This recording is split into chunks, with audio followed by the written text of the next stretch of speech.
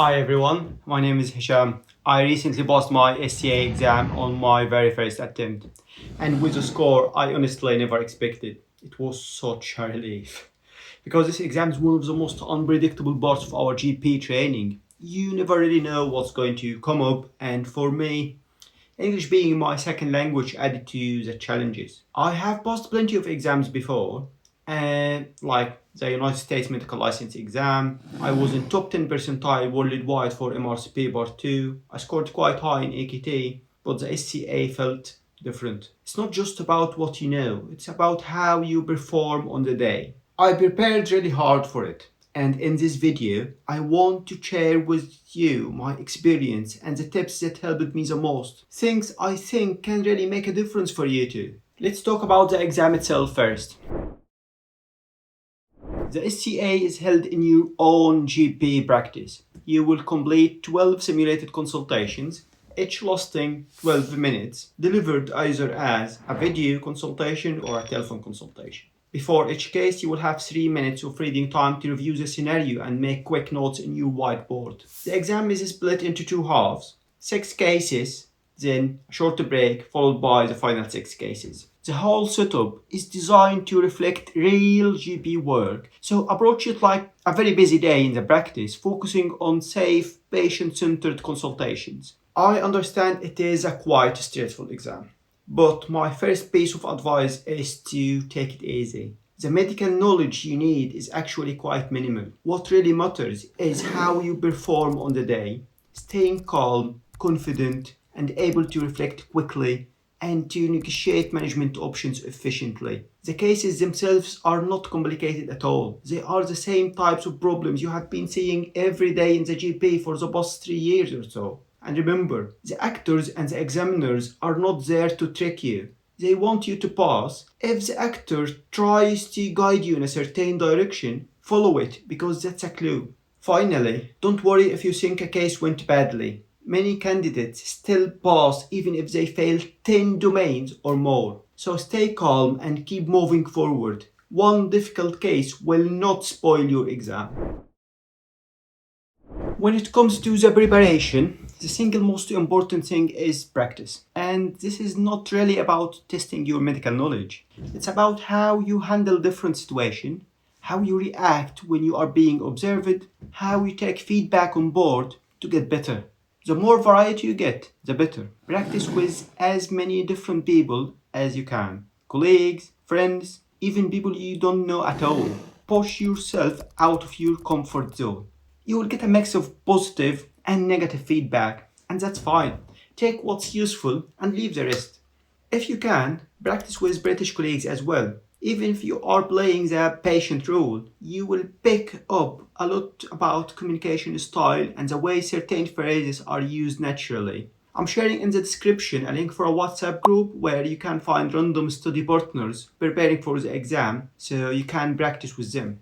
Mock exams are a brilliant way to prepare. Try doing 6 cases back to back, then get the feedback at the end, just like what you will experience in the real exam. Recording yourself is also very powerful. When you watch it back, you will notice things you never realized at the time, and that's often the best way to improve. Also, make use of the resources you already have. In your tutorials, ask your supervisor to role play as a patient and to give you feedback. I also did the MRCGP one-day course and I found it very similar to the real exam. It really boosted my confidence. Another tip is to keep a list of useful phrases, read them every day, but don't save them just for the exam. Use them naturally in your clinics. If they sound forced, it will not help with the exam and you may lose marks. Finally, practice under the exam conditions. So use a timer right from the start so you get used to finishing within the 12 minutes. Try running through cases from your surgery on the same computer and setup you will be using for the exam. You don't want the exam to be the first time you experience this environment. Try to get used to it. Also get used to the habit of using the whiteboard during practicing. Keep it clean, simple, and organized, so it actually helps you in the exam instead of distracting you.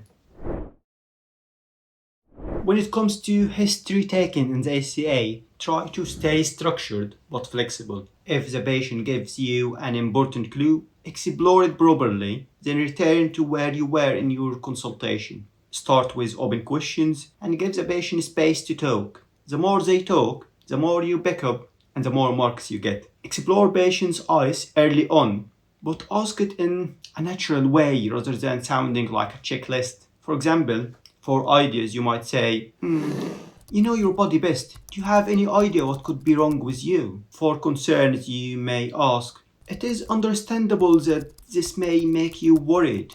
Would you like to share your concerns with me? For expectations, are you hoping for anything in particular from our consultation today? Remember, it's not just about asking these questions. You need to build on their answers. And whenever you give a new diagnosis, make sure you ask about eyes again. Because new worries or expectation often come up once the patient has more information or new diagnosis. Summarize your understanding as you go. It helps to keep the consultation clear for both you and the patient. And signpost why you are asking certain questions, because otherwise patients can feel lost or feel that personal questions are intrusive or inappropriate, so explain it. Toward the end of your history, always ask, is there anything else that you would like to add? This simple question saved me more than once from missing something important. Safety is another big part of history taking. Always ask about red flags when appropriate, and also do systemic review if possible. It doesn't take long, it may be 30 seconds or so, with questions like, any weight loss? Do you feel lethargic? Did you notice any lumps or bumps? Any pain anywhere? Bowels and water working okay? Breathing alright? Any skin changes? Any numbness or weakness? These short checks show that you are thinking broadly and safely. Don't forget to ask about the impact of the problem on the mental health as well. Even a simple phrase like, is this taking a toll in your mental health, can make a big difference. Finally, always verbalize your diagnosis rather than assuming the patient has understood it. And pay close attention to any clues they drop along the way. Those little hints are often where the marks are. Relating to patients is just as important as the medical side of the consultation. And in the SCA, this is where a lot of marks are won or lost. Show empathy, but keep it natural. You are a doctor, not a clown. And examiners can always tell when it sounds forced. One of the best ways to show genuine empathy is through active listening. For example, repeat the patient's own words back to them and link their problems together in context. Like, you told me you live alone and you are struggling financially with your recent mobility issues. How are you coping with all of that? This is much better and more powerful than just asking what is the impact of this on you. It shows that you have heard them and you understand the bigger picture of their life. As we all know, avoid medical jargons. Remember, you are talking to a patient, not to the examiner. Keep your language simple and clear. And when you acknowledge emotions, don't overcomplicate it. Even simple phrases like, I hear you, that's understandable, can go a long way. Try not to keep repeating the words, ideas, concerns, expectations in the same way every time. They can sound robotic or mechanical. And instead use more natural alternatives like thoughts, worries, hopes. This keeps your consultation sounding human. You may also use short, encouraging words to reflect back what the patient says. For example, if they ask something sensible, you can say, okay, good question. If they share something positive, a simple, lovely, brilliant, works well.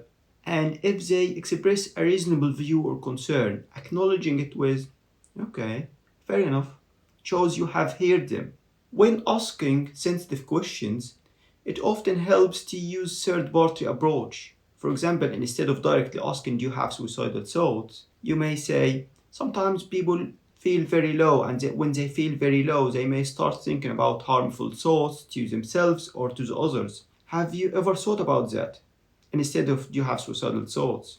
For example, if it is safeguarding rather than bluntly asking is there domestic abuse at home, you could say, sometimes people experience pressure or control in relationships. Is everything okay at home? This way, the question feels less intrusive and patients are more likely to open up.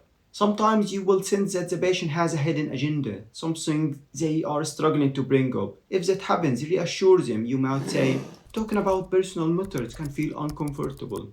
But please know, this is a safe, confidential, non judgmental space. Nothing you say will surprise me. I'm here to listen and support. On other occasions, you will get patients who remain upset and even angry until the very end of the consultation. Don't let that throw you off. Stay calm, acknowledge their feelings, and show understanding. Finally, if a case involves a third party, don't forget that you need to explore their thoughts, worries, and hopes as well, not just those of the main patient. When it comes to management in the SCA, the most important thing is to make it feel collaborative. Don't just give instructions, involve the patient. A phrase I often used was, I will share with you my thoughts. I'm happy to listen to your thoughts as well. Then we can make a plan together. This approach encourages the patient to share their ideas and feel part from the plan. And it also makes it clear to the examiner that you are practicing shared decision making. When you give information, break it down into small, clear chunks and check their understanding as you go. If something is not clear, don't be afraid to repeat yourself again. Offer different options when appropriate and let patients have a say in the decision while still giving you professional advice. Encouragement is really powerful. If a patient is already doing something positive, acknowledge it. That reinforcement builds trust and rapport. Instead of jumping into lifestyle advice straight away, try to draw it out from the patient. For example, rather than saying you should eat healthier diet, you could ask, how do you think you can improve your diet? That way, the plan feels shared rather than imposed, and the patients are far more likely to follow it. If you need to bring up safeguarding, frame it as a support rather than punishment. Patients can sometimes feel judged or worried when you mention it, so sell it as a way of getting help. For example, you might say, this could be a good opportunity to seek support. What do you think about me seeking help from our safeguarding team? That way, it feels more collaborative and reassuring, not threatening. Another tip, be realistic and practical in your consultations. For example, if you are discussing concerns about memory with an elderly patient, don't just explain the plan once and move on. You could offer to send them a short message afterwards to summarize what was agreed. That simple step makes the plan clearer and reassures the patient as well. Safety netting is absolutely essential in every case. Make sure you explain what red flags to watch out for, what the patient should do if things get worse, and arrange appropriate follow-ups if indicated. Also mention driving advice if relevant. Remember, some cases are designed to test how you deal with uncertainty. You don't always need to give a definite diagnosis, but you do need to show safe thinking and sensible plan. Finally, be realistic. Examiners are GPs, not hospital consultants. If you manage cases as if you are in the hospital with over investigating, over referring approach, they will not like it. The exam is about safe, practical general practice. Not every patient needs investigations, face-to-face appointments, and referrals. For example, if you are not sure about referrals, suggest advice and guidance because this can be a safe option. On the exam day, those 3 minutes before each case are absolutely crucial. Use that time wisely, read the scenarios carefully, and write down the key details on your whiteboard. You need to use the information given in those 3 minutes in your consultation instead of asking the patient about it again. Once the exam starts, don't let a bad case throw you off. Everyone has cases that didn't go as hoped. But you might be surprised. Sometimes you can still pass what feels like a bad case with a very high score. I have had clear passes even in stations where I made very small minor mistakes, so don't panic. The key is to stay safe and keep moving forward. Presentation also matters. Maintain a professional look because first impressions are critical. And make sure your setup doesn't let you down. If your camera quality is not good enough, invest in a proper external camera. It sounds minor, but it really does make a difference. Treat every station as if it is a real unexpected patient encounter in your surgery. Listen, process, and respond naturally, just as you do every day in your practice. That's exactly what the examiners want to see. And finally, believe in yourself. Psychological preparation is even more important than clinical knowledge. If you are calm and confident, it puts the patient at ease and allows you to perform at your best. Remind yourself that this is not the end of the world if you fail. Take the pressure off and you will actually perform much better. And good luck.